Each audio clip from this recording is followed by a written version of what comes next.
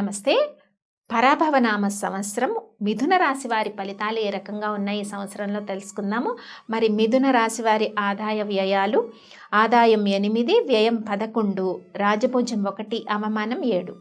మరి మిథున రాశి వారికి ఈ పరాభవనామ సంవత్సరంలో కొన్ని జాగ్రత్తలు తీసుకోవాలి. ముఖ్యంగా ఏ విషయాల్లో జాగ్రత్తలు తీసుకోవాలంటే, శారీరక శ్రమ కొద్దిగా అధికంగా ఉంటుంది. రుణభారం పెరిగే అవకాశాలు అయితే మిథున రాశి వారికి కనిపిస్తూ ఉన్నాయి.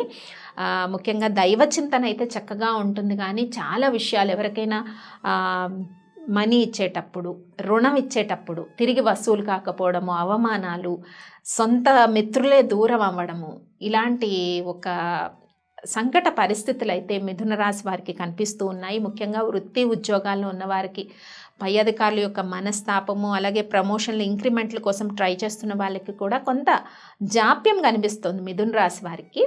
అయితే మిథున రాశి వారికి మార్చి నుంచి జూన్ వరకు ఉండే నెలలు ఏవైతే ఉన్నాయో, ఈ నెలల్లో చాలా వరకు కొంత దైవ చింతన పెరుగుతుంది.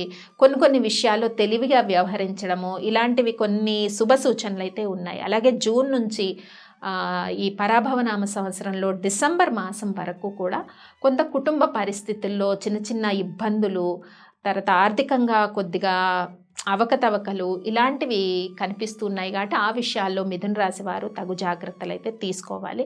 ముఖ్యంగా మిథున రాశి వారికి శారీరక శ్రమ ఎక్కువగా పెరుగుతుంది. డిసెంబర్ మాసం తర్వాత మానసికమైన ఒత్తిడి, తర్వాత సొంత వాళ్ళే దూరం అవటము, ఆఫీస్లో కూడా అంటే ఎవరైతే ఉద్యోగాలు నిర్వహిస్తున్నారో వాళ్ళకి పై అధికారుల నుంచి మనస్తాపం డిసెంబర్ తర్వాత పెరిగే అవకాశం అయితే కనిపిస్తూ ఉంది.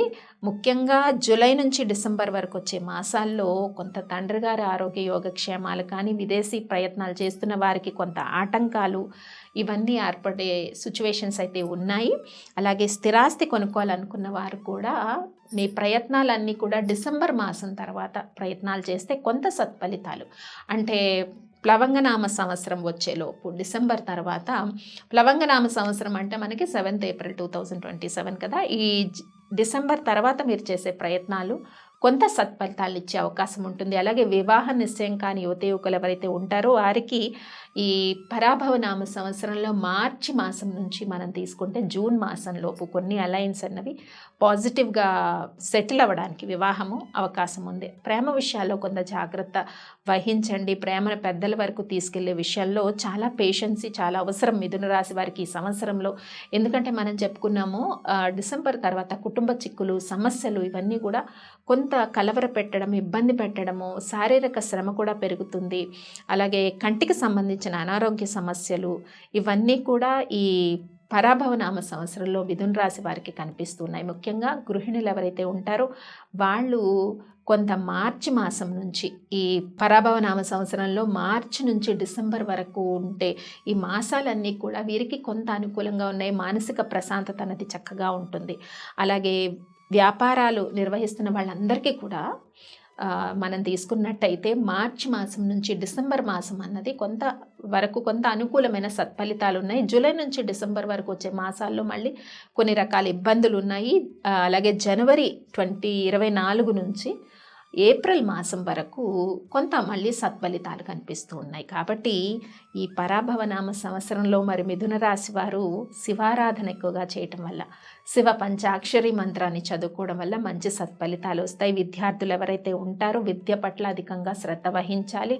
చిన్న పరిశ్రమలు నడిపే వాళ్ళకి కానీ, కళాకారులకు కానీ, మార్కెటింగ్ రంగంలో ఉన్నవారికి కానీ, మెడికల్ రంగాల్లో ఉన్నవారికి కానీ, వీళ్ళందరికీ కూడా కొంత కష్టపడిన దానికి కొన్ని మాసాల్లో మంచి సత్ఫలితాలు చెప్పుకున్నాం. మార్చ్ నుంచి జూన్ వరకు, జూన్ నుంచి డిసెంబర్ లోపు కొన్ని ఇబ్బందులు అని చెప్పుకున్నాము. డిసెంబర్ తర్వాత ఏప్రిల్ మార్చ్ వరకు 2027 ఈ మాసాలు కొంత అనుకూలంగా ఉన్నాయని మనం తెలుసుకోవచ్చు. మొత్తం మీద మిథున రాశి వారు కొంత జాగ్రత్తగా వ్యవహరించాలి. ఏ విషయాల్లో మాట్లాడేటప్పుడు కానీ, ఇలాంటి విషయాల్లో కొంత జాగ్రత్త వహించాలి. ఎవరికైనా అప్పులు ఇచ్చేటప్పుడు చాలా జాగ్రత్త తీసుకోవాలి. మరి మిథున రాశి వారు చేసుకోవాల్సిన పరిహారాలు ఏంటో ఈ పరాభవనామ సంవత్సరంలో తెలుసుకున్నాం కదా. మీరందరూ పాటించేయండి.